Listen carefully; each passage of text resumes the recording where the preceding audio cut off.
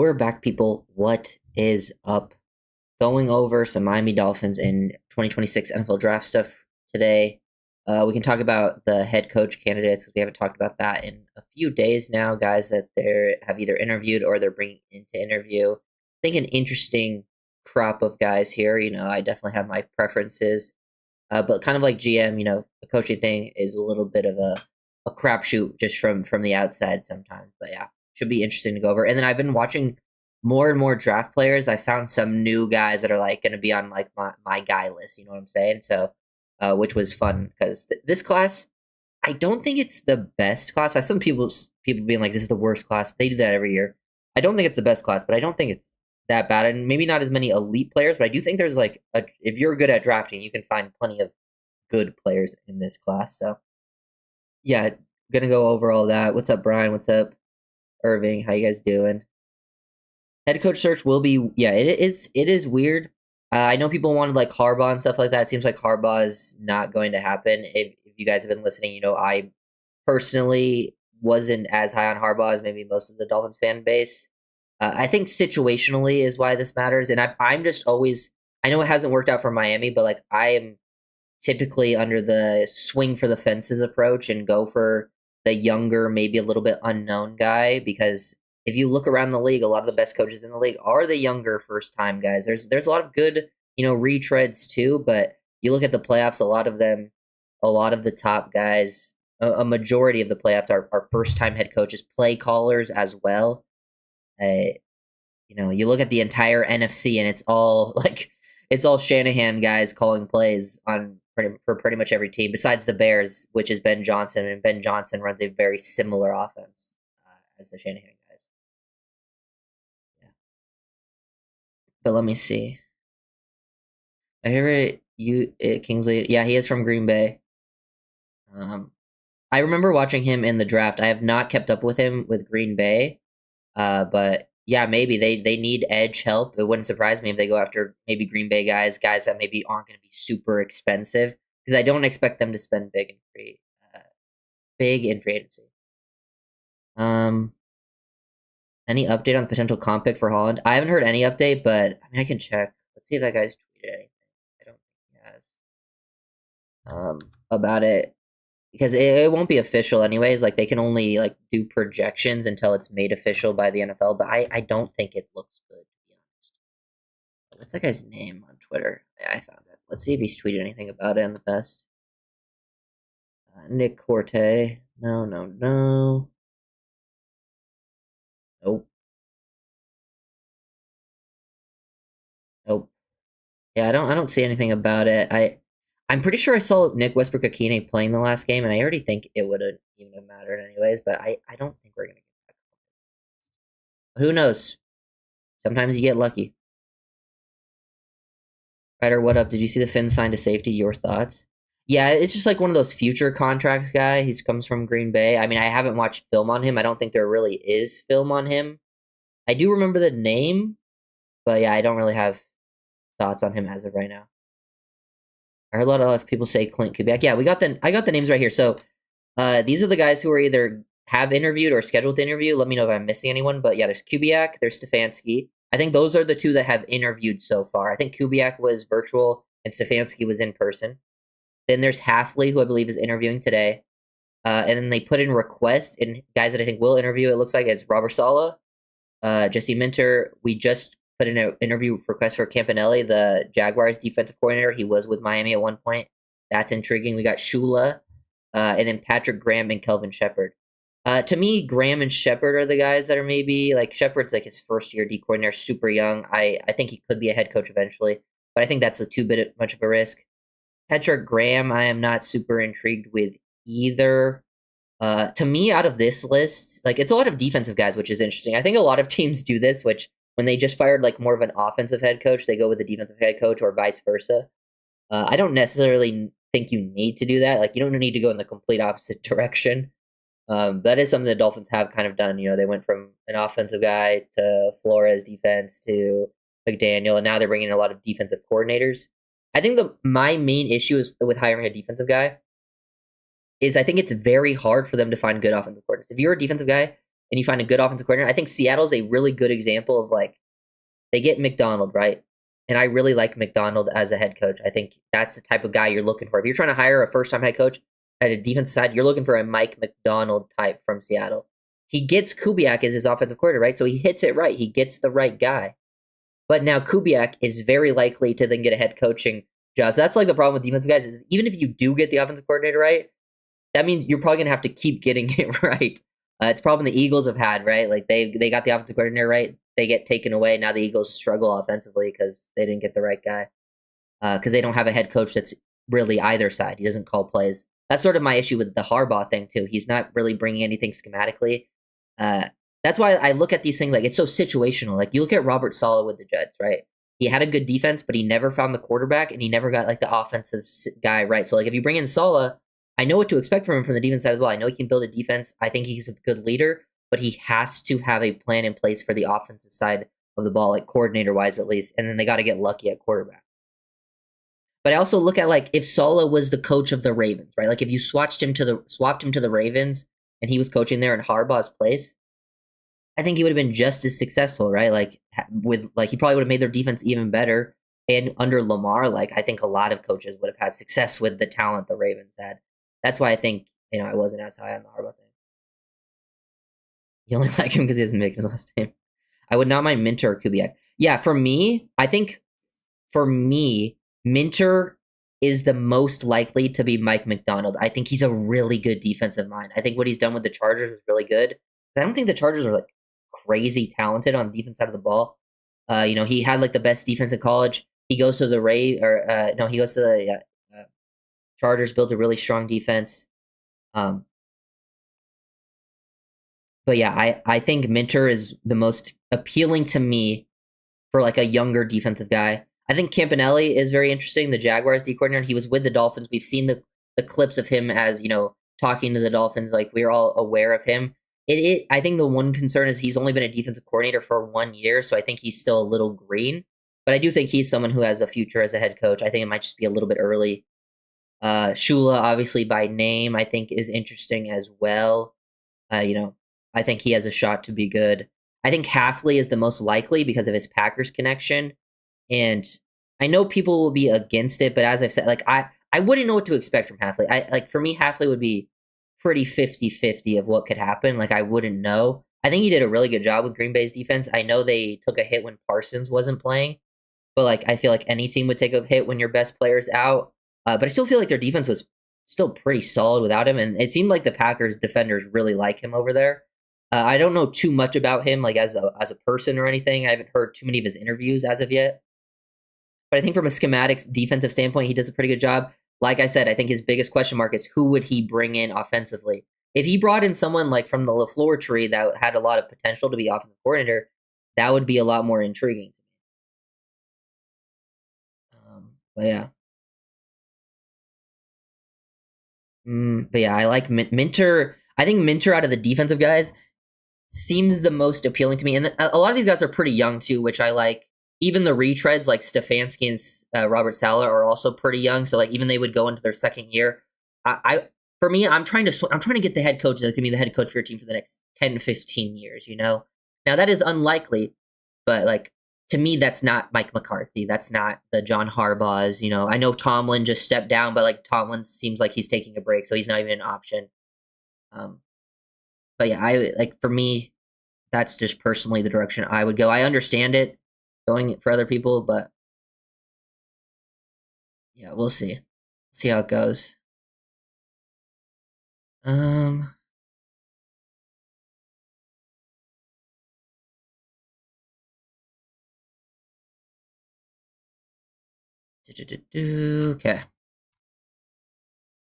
I heard the wide receiver class is deep, right? Yeah, the wide receiver class is good. To be fair, the wide receiver class is good pretty much every year. I have a lot of players to talk about. We can get into the draft in a second. Let's see if there's anything else yet. So they just requested an interview with Anthony Campanelli.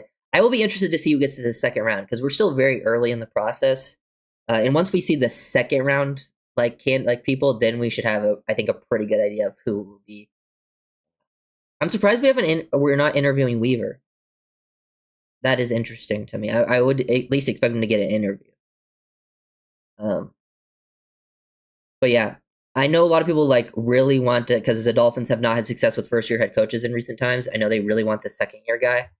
But like if you look around the league, a lot of the younger coaches are some of the best guys right now. Mike McDonald, 38, Ben Johnson's 39, Sean McVay is 39, Liam Cohen is 40, Dave Canales, 44, Shanahan, still quite young, LaFleur, also like still in their mid 40s, like, and all first time coaches, guys that seem to be in pretty good spots with their teams. But yeah.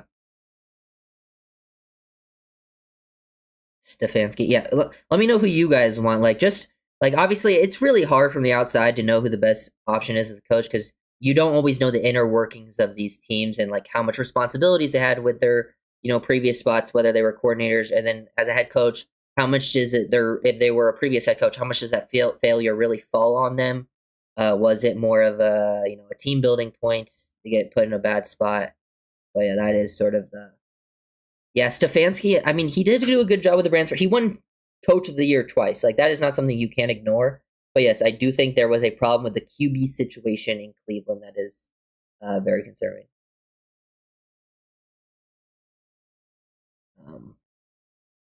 But let's see. Anything else that we saw? Some people, like, Oregon had some players return to school, which was interesting. Kenyon Sadiq did declare, and Max Clare did declare that tight end from Ohio State. So the tight ends declared.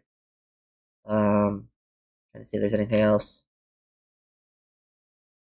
There's an interesting. Oh, you know how there's like random draft nuggets? So Keith Abney, the Arizona State corner, there's a random draft nugget that he was an inline skating prodigy as a kid. He won 4 national titles, like roller skating. I love random facts like that about draft prospects. It's like the Dante Trader being like a great lacrosse player thing. Shout out to some, roller skating. I was a rollerblading demon as a kid. Not gonna lie, I was pretty good. Oh yeah, also shout out Colby Parkinson, caught that game winner for the Rams. Played against him in high school. Good times.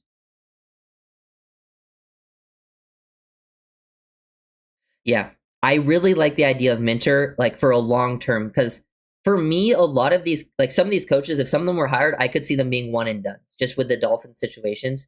But like if you hire a Jesse Minter, like you got to give him a couple years to build this thing out. I think offense coordinator will be huge, and then getting the right quarterback would be the biggest thing for Minter because I feel like he could build a really strong defense. Um, Minter as head coach, Dayball as OC, yeah, that would be interesting. Or yeah, I'm not a huge.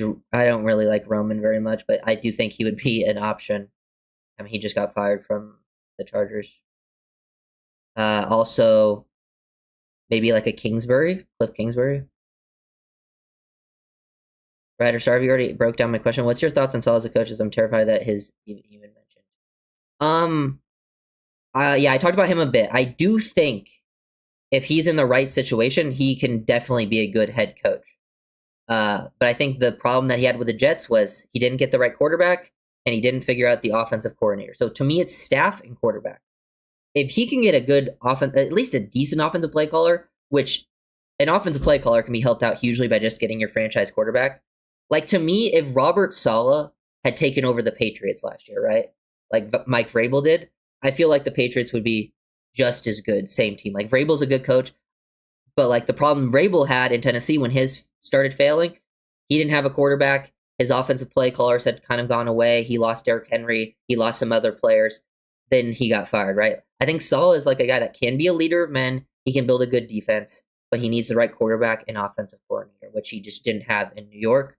Maybe that would change with the Dolphins, but like he would need some time to build there. At least the quarterback part, like offensive coordinator, obviously he can do things different this time, but I think that's sort of where we're at with Saul. And I think that's the same thing for a lot of these guys.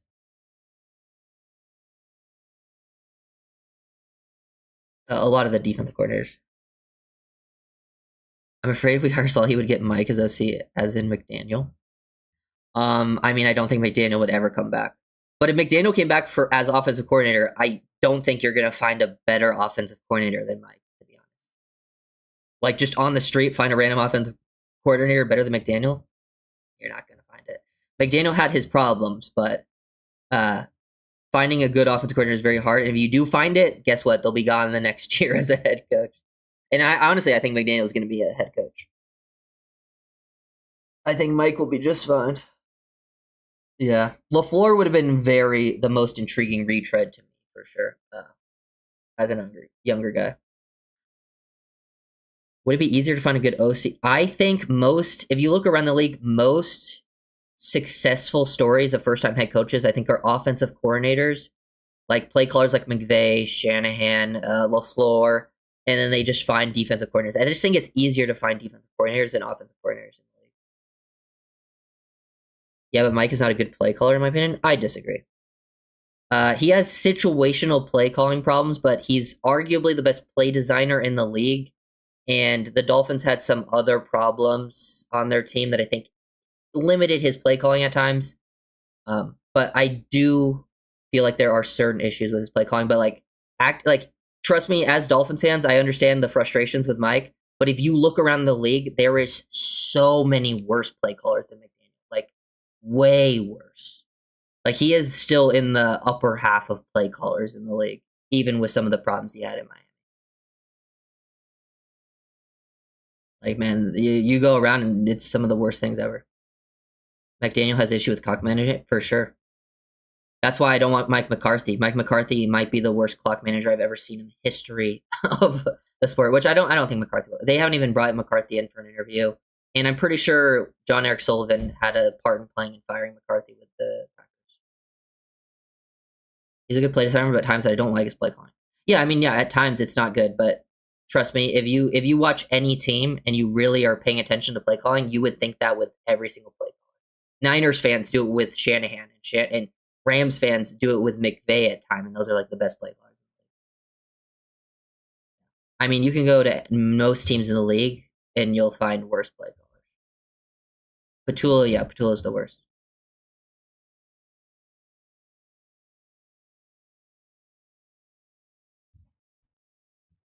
Mm-hmm. Like, I think if he gets to the right team and he's just focused on play calling, he'll be considered one of the top offensive coordinators in the league. Because as a head coach, you got other things to worry about. And I hope he gets that opportunity.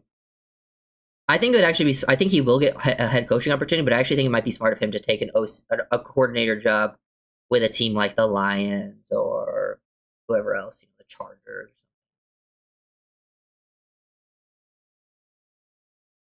But yeah, I think that's everything about coaching I wanted to talk about. Let's talk a little bit about. We can talk a little bit about the Packers and because we were on John Eric Sullivan, and I've looked at a lot of their top guys. I think it's pretty clear they value high level athletes. Like Rashawn Gary had a 9.94 RAS. He was a first round pick for them. At edge, Lucas Van Ness had a 9.41 RAS. He was a first round pick for them at edge for the Green Bay Packers. So I think if the Dolphins are I think looking at testing will be important this offseason, at least finding guys that have high relative athletic score, because I think that makes them much more likely to be drafted by Miami, especially because those guys were drafted in that range of where Miami's picking.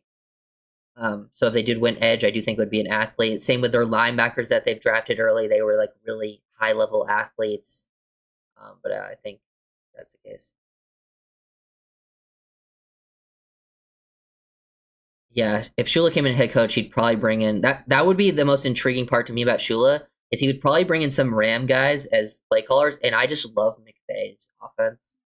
I truly believe if I had to pick a coach to start my team with right now, I would pick Sean McVay. I would have to know he's in it for the long haul for sure, because I remember he was talking about maybe early retiring. But if I knew McVay was in it for the long haul, that's who I would pick.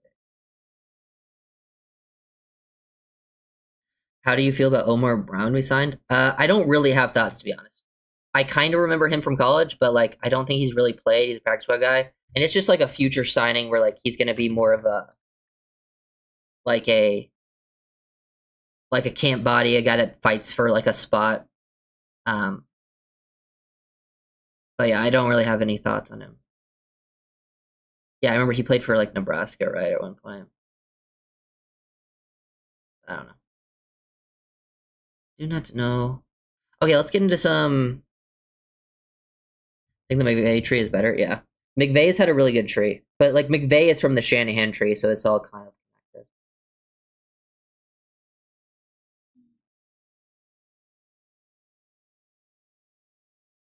What was the Packers draft philosophy regarding drafting players at a discount due to injuries? I can't keep doing this. I mean, I don't mind drafting players at a discount for injury. I just don't think you should draft them super early. But like, if you're in day 3 and there's some injured player there, then yeah, I think it's fine to throw those darts because sometimes it does work out. And like, I'd rather take the super talented player with injury at that point. But I don't like doing it super early. But I don't. I mean, I haven't noticed anything too crazy about the Packers drafting injury stuff. But yeah, they're definitely a build.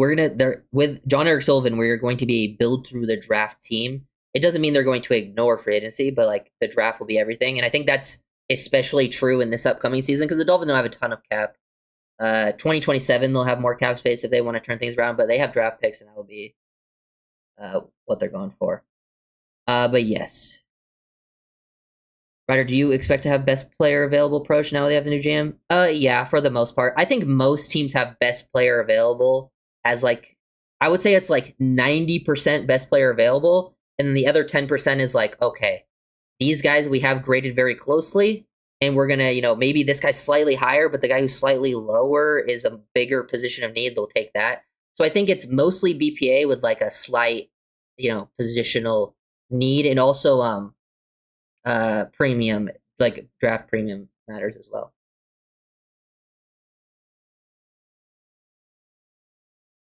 But yeah, how do you feel about drafting Chris Bell? I don't think I would take Chris Bell very high. I like day 3 would be the earliest I would even consider Chris Bell because I already had some concerns with Chris Bell before the injury. But yeah, speaking of receivers, we can go. I actually a sleeper receiver from Georgia State, Ted Hurst. So Georgia State Ted Hurst. This guy's legit. He's like 6'3", 200 pounds. And usually sometimes with like those bigger receivers, they're not always my favorite because I don't think a lot of them are the greatest athletes. And to find, bigger body guys that work at the next level, you have to be a really good athlete. Like a lot of the guys that are just like the Keon Coleman's who were just known for being contested catch guys, never really work out. But I think Ted Hurst, good athlete out of Georgia State, good speed, and I think he's a pretty good route runner in terms of like he can decelerate, change directions. He's got good like yard after catch ability to sink his hips, track the ball, body control. He shows like late hands. I really think he's like a round 3 option for Miami. Like if he's there in round 3, you have multiple third round picks. Like Ted Hurst would be super intriguing. Obviously, we don't know who the coach is, so I don't even know if he'll be a scheme fit or not. But I think he's someone like in that range I'd be super intrigued with. I wouldn't be surprised if I'm probably gonna have him as a top 10 receiver in this class. Ted Hurst out of Georgia State. Name to remember for sure. I know Douglas wants a receiver. He thinks it's the Dolphins' biggest need. I don't agree, but I do think receiver is a need for sure. My personal favorite receiver in the class is Mekhi Lemon. I know he's a smaller receiver, and the Dolphins probably won't be interested.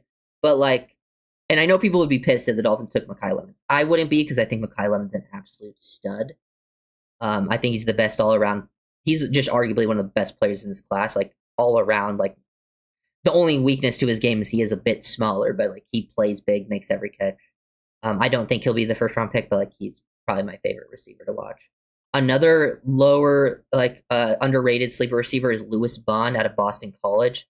He's another guy who's not the biggest, but like very low drop rate, makes a lot of clean catches, fluid in his routes, smart player. I feel like he's just a high floor player. I also like Omar Cooper Jr. out of Indiana. I don't think he's declared yet, but since they're in the title game, he doesn't have to declare. I like both Indiana receivers, Omar Cooper Jr. and Surratt, as like day 2 options. Maybe more so round 3 than round 2 for both those guys, but they both could go higher than round 3. We definitely need a receiver because Tyreek is on. Oh yeah, I agree. Receiver is a need, but like I only think they need like a solid. Like I only think they need like one quality receiver, and your receiver room is pretty fine. at least in comparison to most of your rooms, if you think about it. Outside of QB, how do you think this draft compares to others in recent history? I don't think it's that bad. I think some of the positions are actually pretty strong in comparison. I think like the safety class is pretty strong in comparison in recent years. Same with linebacker. Like linebacker is very strong compared to most classes. Edge and D tackle, I think, is fine. Corner, I think, is pretty good. The tackle class offensively is pretty weak. Guard class is good though. Center class is, I think, pretty decent. I haven't watched center, but I've heard it's pretty good. Tight end class is solid. It's not as good as last year for sure, but it's, I would say, better than a lot of years. Receiver class is pretty good. Running back class is weak. Running back class is one of the weaker ones that you'll see. Yeah, and then QB class also not the strongest, but like in comparison to most classes, like it's 2013, nothing will be worse than 2013. At least from when 2013 was the first draft class I scouted. When I was, yeah, how old was I then? Pretty young, a young teenager. But like, yeah, that's when I started scouting, and that class was horrible. 2013 class is so funny because it's either like the biggest bust of all times or guys who were like Hall of Famers. That was the class we took Deion Jordan. Right, will you do a positions board ranking on your channel? Yeah, probably at some point I'll do some sort of rankings. Maybe it will be through video, or like maybe I'll do like streams, separate streams where I'll do like a top 10 or something like that. But yeah, we'll see. Any wide receiver free agent worth it? I haven't looked at wide receivers in free agency. Personally, I do like drafting receivers because I think receivers get overpaid in free agency a lot, and I think receivers just one of the easier positions to find, in my opinion. I think receiver and running back is very easy to find on like day 2 and day 3 in comparison to most positions. Chase Visantes. I haven't watched him yet, but I have his name written down. Where does tight end Oregon go? Do we have a chance if we trade down? Yeah, I think he's like a late round 1, early round 2 pick, if I had to guess where he goes. So if they traded down, they could take him. And I don't think it's out of the realm of possibility he's there in round 2. But probably not. Just he'll probably still be the first one off the board, and someone will take him later in round 1. Appreciate you answering chat questions, being so interactive with your community. Hey, appreciate you, Lemony. Makes it easier on me. Sometimes I don't know what to talk about. Yeah, I do think adding a size of receiver is definitely not a bad thing. But I also like I think this just goes for like any position. I don't want to just add size just to add size. Like you kind of force a pick, you know what I'm saying? It's something that the Packers O-line actually had a problem with. They tried to get bigger, but they got worse because the players just weren't as good. Like I don't mind getting bigger, but like I want the players to be good. I think that's just a trap sometimes people fall into where it's like, I'll take a receiver who's a little bit smaller than the big receiver if the small receiver is just better, straight up.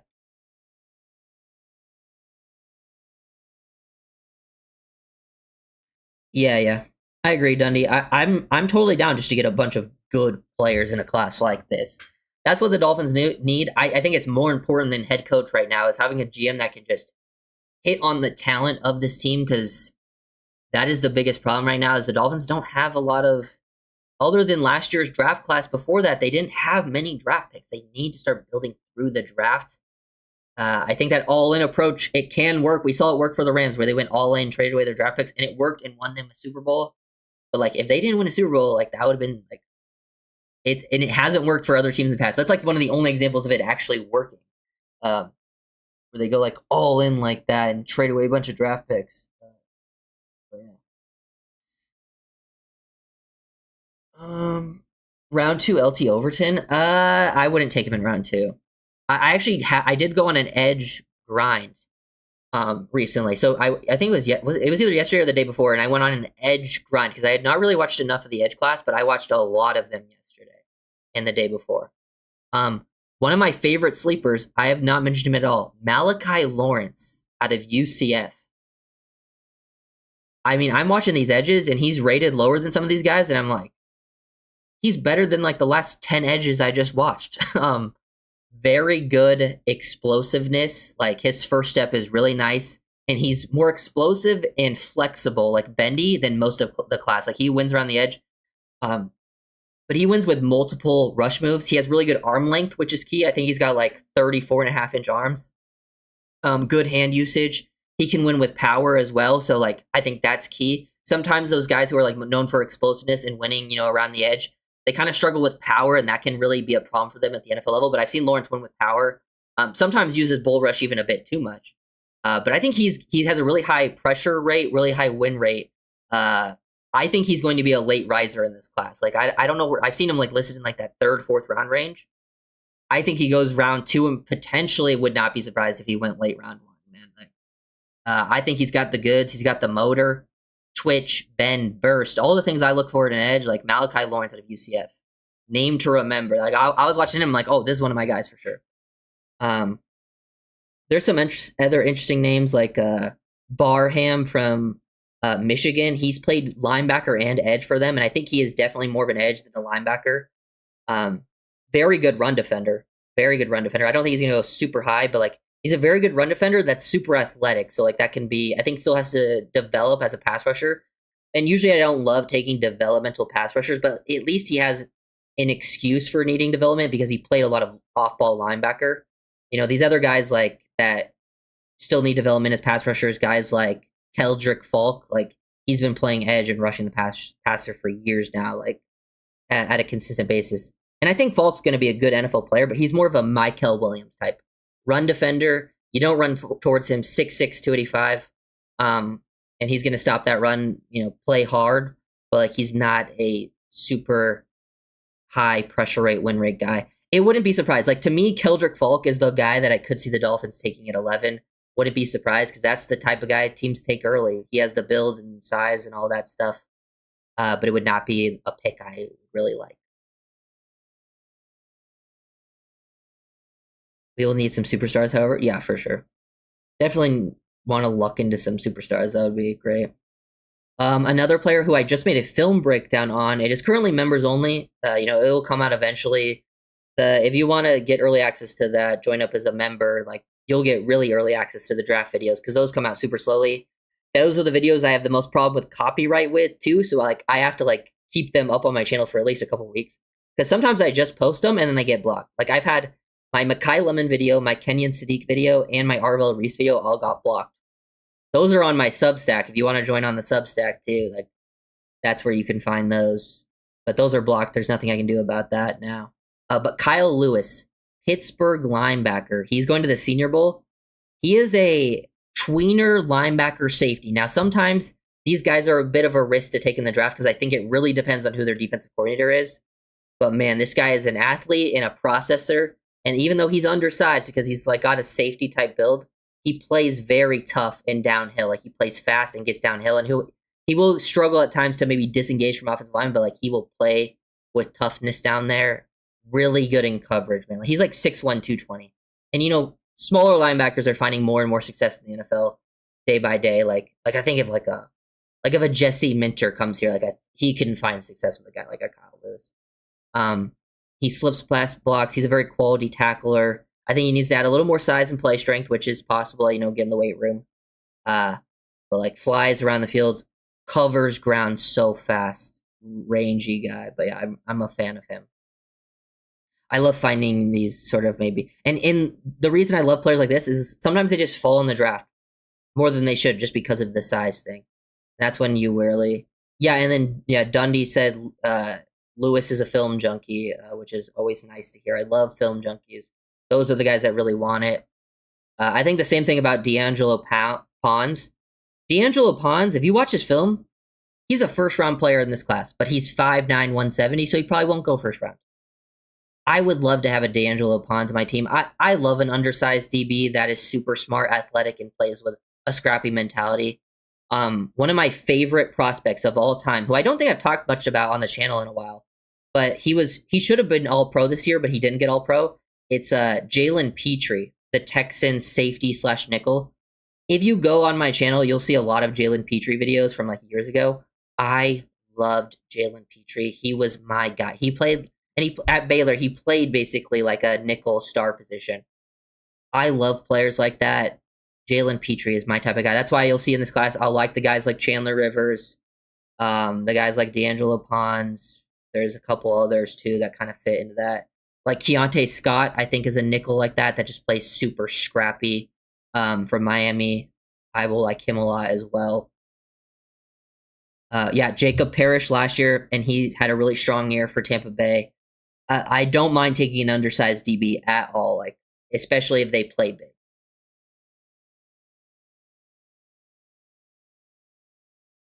What do you use for all 22 of college and NFL? NFL, I use NFL Pro, and college is harder to find, but if you there's like Patreons that you have to pay for to get these college all 22s. I can't remember the names. One's Caddy's Cut Up, and the other one is what's his name? I'm blanking on his name right now, but yeah, there's ways to find. It's harder to find college.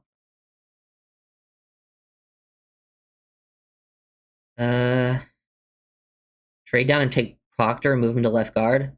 If the Dolphins take Proctor in the first round, I might. Can't say that on YouTube. Let's just say I would not be a fan. I don't think Proctor has any clue what's going on. I don't think he knows how to play offensive line. Great athlete, though. Very big. I hate using first round picks on guys that I don't think know how to play football.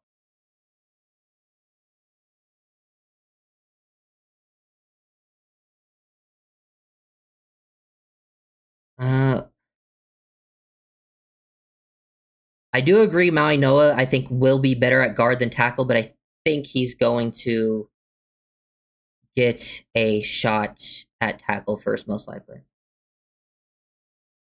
Dan Hollywood, Francie Maui Noah 11, Malachi Lawrence 43, Chris Johnson 71. I mean, that's a crazy class. Eli Stowers at 111 is crazy. I just don't think he'll be there. Like, I would love those picks. Like, Chris Johnson at 71, I don't think he'll be there, but I would love that value. Eli Stowers, I think, is one of the best tight ends in this class. I think Johnson goes like second round, potentially even late first. I think that's how good Chris Johnson is. I love Chris Johnson. He's another one of the corners in this class. Love his fluidity and instincts.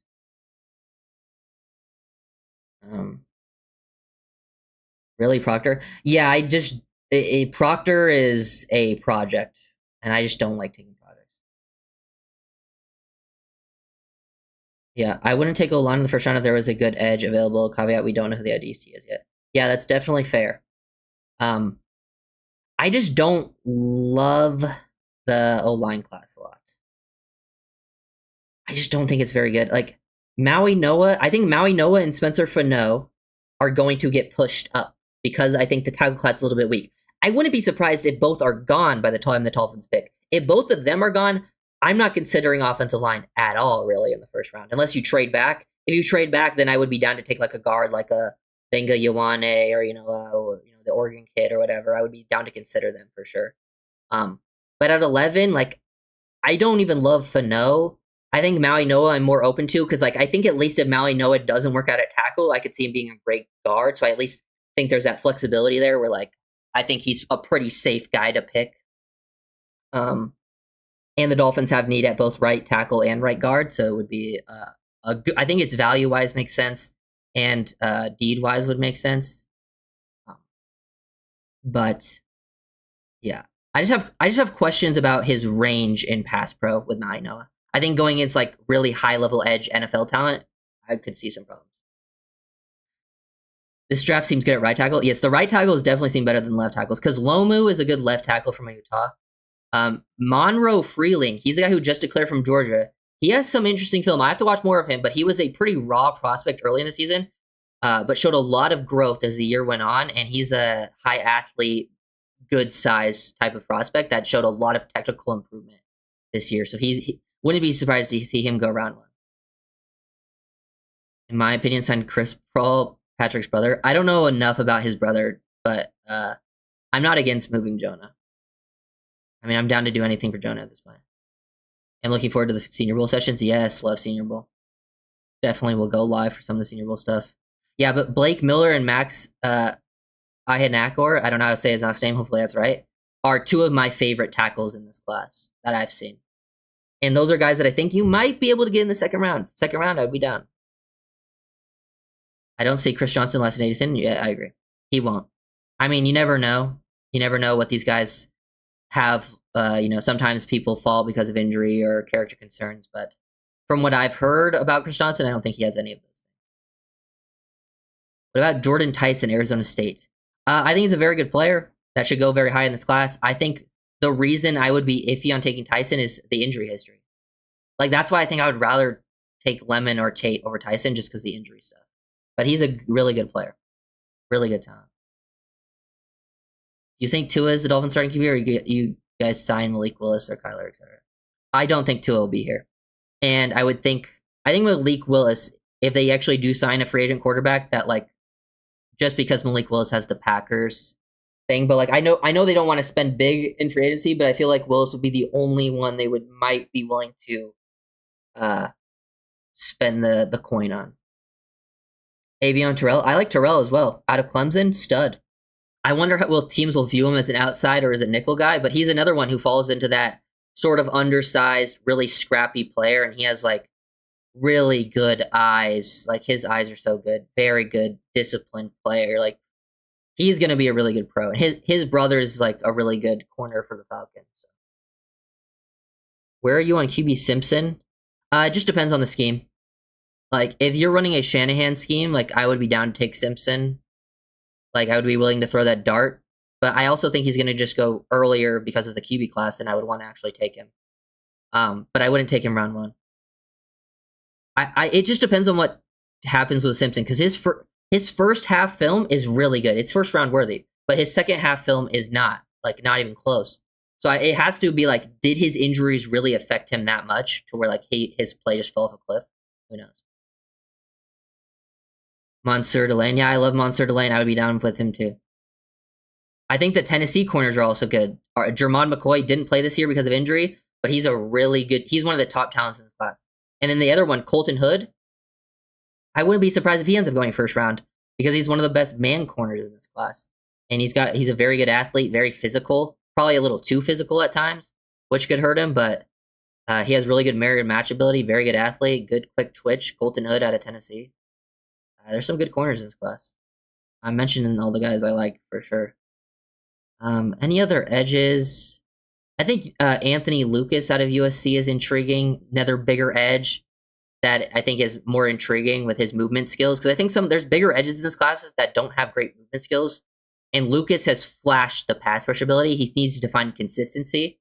But Lucas would be an edge I would throw a dart on in depending on where he goes. He'll probably go higher than I expect, but he's definitely one of the more intriguing edges. Because I'm not a huge fan of guys like, there's a lot of old edges in this class. Like Romello Height is 25. Nadeem Tucker is 25. He might be 26. He has some of the best film. Tucker out of, I think it's Western Michigan. But he has some of the best film in terms of like just dominating people. But like he's playing lesser competition, and he's like 25, going to be 26. But he was absolutely dominant on film. Mesador is also 25. There's so many old edges. Ezekiel Masses. I have not watched him yet, Hog Dog. Cassius Howe. Yeah, I think Cassius Howe is just going to go higher than I would want to take him. I think Cassius Howe is just going to go in between from where the Dolphins pick in round 1 and round 2. But he's one of the more intriguing edge guys in this class. I don't love the edge class though. Like it's not my favorite group in comparison to most. Like I have questions across the board with like every single one of them. Like even like the top guys like Bailey and Bain, there's question marks. I like Deshaun Stribling. I don't like Chris Bell and Brazel on day 2, to be honest. But I do like Stribling a lot. And I don't think I've watched McAllister yet. Yeah, there's definitely some concerns with Bailey versus the run. My biggest concern with Bailey is actually more character related, because there are some very dirty plays he's had on the field. Multiple incidents on the field of like dirty plays. There's one where he like got in the face of a cameraman after the game too, and kind of like grabbed onto him. There's some potential question marks there that are concerning, but he is one of the more talented players in the class. But yeah, I don't know. If you're going BPA, then it's either Tate or Maui Noah at 11. I mean, I don't know about that. Like, for me, if Caleb Downs is there, he's BPA in most situations. And there's a lot of other players I like that I think are right up there with a lot of those guys, and potentially even above Tate and Maui Noah for me. But I do like Tate and Maui Noah. Like, I wouldn't be mad. When do we start to draft skill guys to pair with Waddle? I mean, I think the best chance is in day 2. I mean, they can do it whenever. Like, I'm not against. Like, I think this is just a class where you draft best player available. So, like, they could take a receiver in round 1. If it's the right guy, I'm not mad about it. But I think day 2 just makes more sense because I think you can get really good value on receiver in day 2. And you also have 4 picks on day 2. I just think.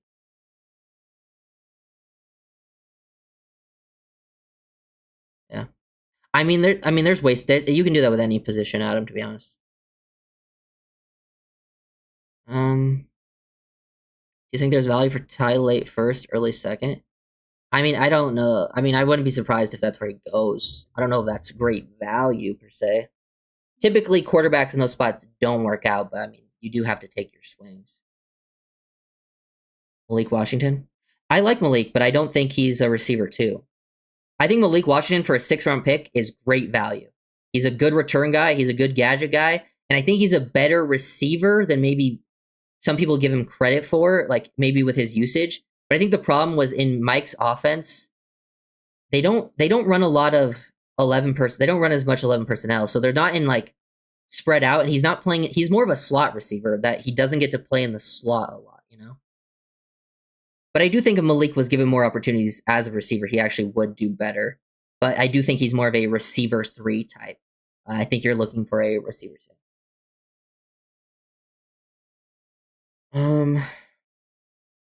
Brian Parker, yeah, I have to watch him. He's in my list to watch. Thoughts on Drew Aller? I'm not a huge fan, but I don't mind. I don't mind if Aller's there in round 7. I don't mind throwing that dart, but I'm not a huge fan of Drew Aller. Yeah, I mean, it definitely can work out. The problem, Tyler Shuck fell around 2 though because he was 26 as a rookie. He actually had some of the better quarterback film of last year's class.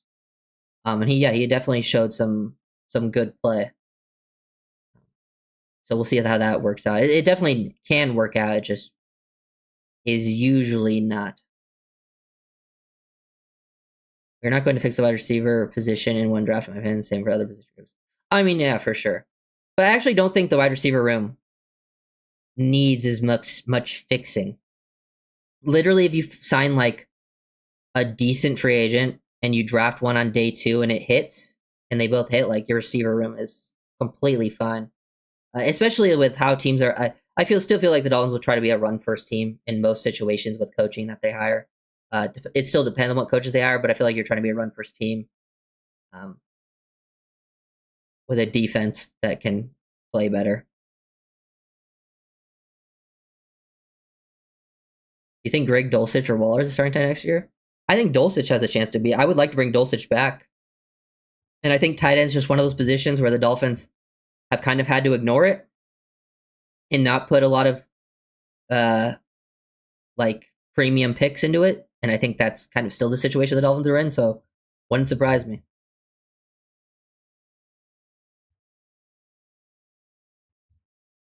Mendoza does love a good back shoulder. Football is a young man's game. I agree.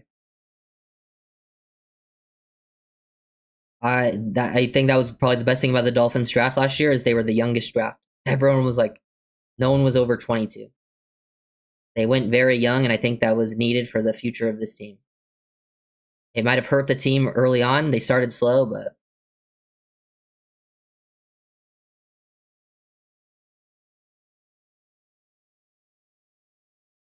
Cardinal Tate at 11. No way he's overrated. Do runs close to a 4.6. I don't really care what Cardinal Tate runs, to be honest. He's probably like the best deep threat in this class, so I don't think his speed really matters. I mean, he's typically cooking people.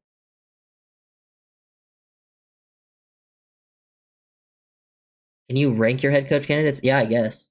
This is just okay, let me find the list.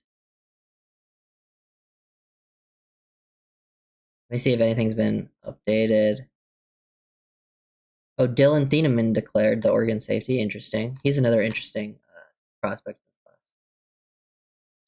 But I think when it comes, same thing with GM. I think coaches can be tough. I'm waiting for to see who they hire to like really dig into their scheme and background. That's why I hope they actually hire someone who is a part of a scheme that I can actually dive into and learn about. But for me, honestly, I think Jesse Minter might be my number one option out of the guys we're interviewing. I would say Minter. Then let me see. This is tough. This is just the guy. Tight wide receiver one, in your opinion? I think Makai Lemon's the best receiver. But I don't think the Dolphins will be interested. That's why it's tough. Like, I don't know if he'll be the Dolphins receiver one. I just think Makai Lemon's so good. Like, Makai Lemon has the cleanest film, and he also, if you are a fan of analytics, he is the number one in like every major analytical category receiver in this class. Like, he blows people out of the water analytically, and his film is really good. But I think I would go Minter. Then I think guys like Kubiak, Campanelli are like pretty close next up there. Then probably maybe the retreads like Salah. I'd have Salah, and then maybe like Stefanski. Then Halfley and Shula, and then Shepard and Graham would be at the bottom. I put it in like tiers. I don't know if I could actually rank them one to whatever, but I have them in like tiers. Hate his size, but if you can ball, it doesn't matter. Yeah, Makai Lemon can ball. Strong note of Campanelli. What don't you like about him? I think it's risky. He's a first year D coordinator, but I don't know. I really don't know. I think it's always tough to know how they would actually run an NFL team. I really don't have that strong of opinions about it. Other than the guys that I've seen be NFL head coaches, then I can have a stronger opinion.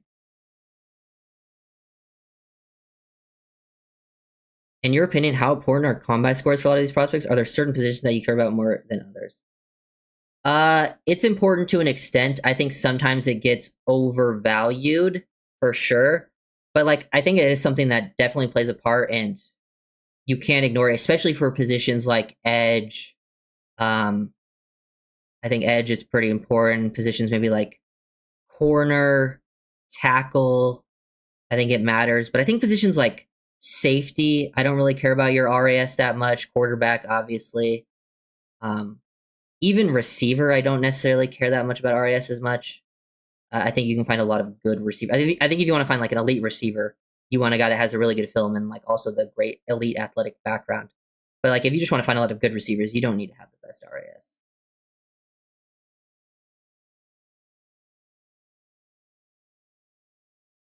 Or alignment. It's because I think it's the Hard Knocks clip lemony, but it's also the Jaguars had a really strong defense this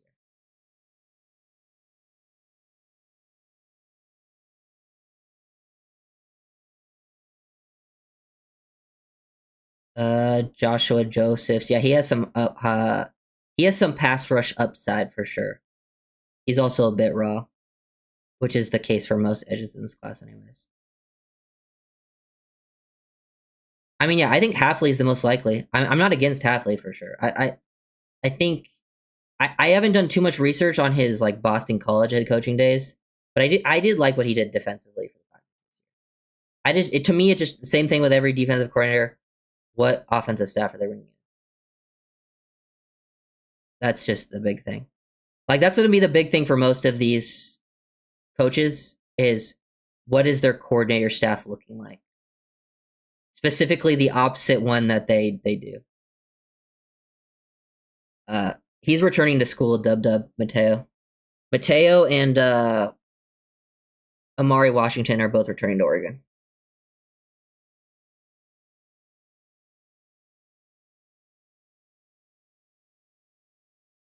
Yeah, I think that's. I mean, it's definitely possible. I don't know. It's hard to say. I think the biggest thing with the Jags defense is they led the league in turnovers, but that is something that doesn't always carry over. That's something that can regress. progress from year to year. What's with Kelvin Shepard? He was a Lions D coordinator, former linebacker, played with Miami actually for a couple years. Very young. He's probably the one that's the most like green on this list. Like he's probably the one that has the least amount of experience.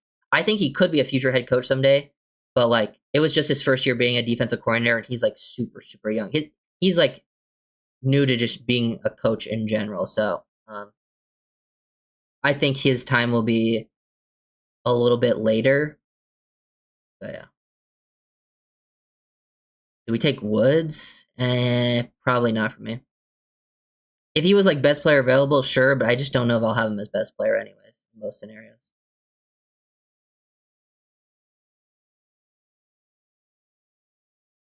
But also, yeah, I heard there's like connections all around. Like I can't remember what the connections were with everyone, but there was connections on certain things. Call me crazy, but I like drill art QB. You are crazy. He said it, not me. Yeah, right place, right time. Yeah, it definitely can be a luck thing. Uh,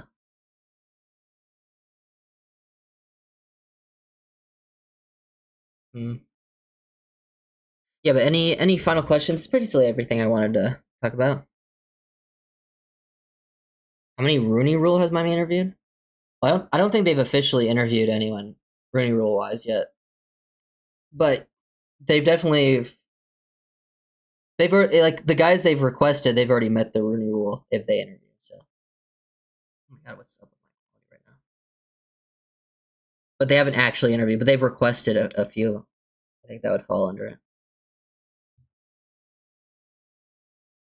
What the fuck just happened? Okay. Oh, keep clicking the wrong button. Do you like that we were being more patient with the head coach hire?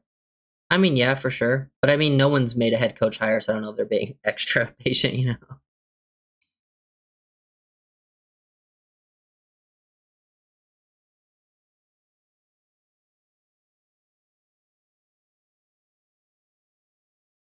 What you think about Haynes King from Georgia Tech?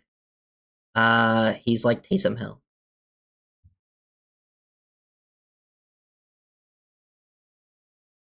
Same with Diego Pavia. I was combining his name. What is the draw to Miami over the Giants? I mean, I don't know. I'm not even too focused on the Harbaugh thing. So, I mean, if he wants to go to the Giants, I think the thing with Harbaugh is he doesn't want to come here because he knows he would probably fail in Miami. He doesn't want to ruin that reputation. I think situations matter. I think it was hard to fail in Baltimore with that roster and with Lamar Jackson.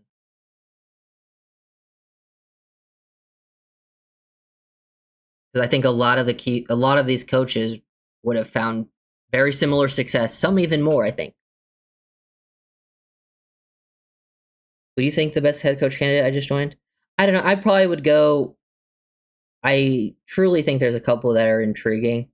I think all have their merit. I personally have Minter at the top of the list as the most intriguing, but would really don't know who his offensive coordinator hire would be. That would be something that I think really could make or break. Yeah, Miami's not a quick fix. I mean, you can always get lucky in quick fixing, but I don't think it is from the outside a quick fix. I mean, I think they can quick fix and get to average like they've always been. But I don't know. I'm not really too focused on Harbaugh, and personally, I don't really want Harbaugh. I think he'd be fine.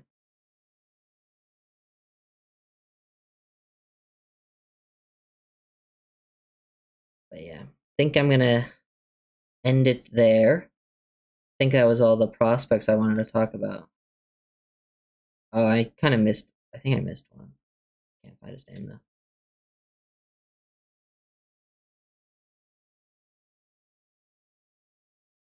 Yeah. You think McDaniel gets a head coach or offensive coordinator gig? I think he can get a head coaching gig. I think someone will offer one to him, but I think it might be smarter of him to take an offensive coordinator job. But he'll probably, I don't know. I think head coach feels more. Yeah, thank you guys for watching. I don't know what else. I'll probably stream at some other point this week. Probably have some random videos out. Mock draft Mondays every Monday, so that will be a thing. Keep an eye out for the mock drafts every Monday. I'm going to try to do it different every week, so the people that said my draft sucks in the comments, don't worry, it will be different every week.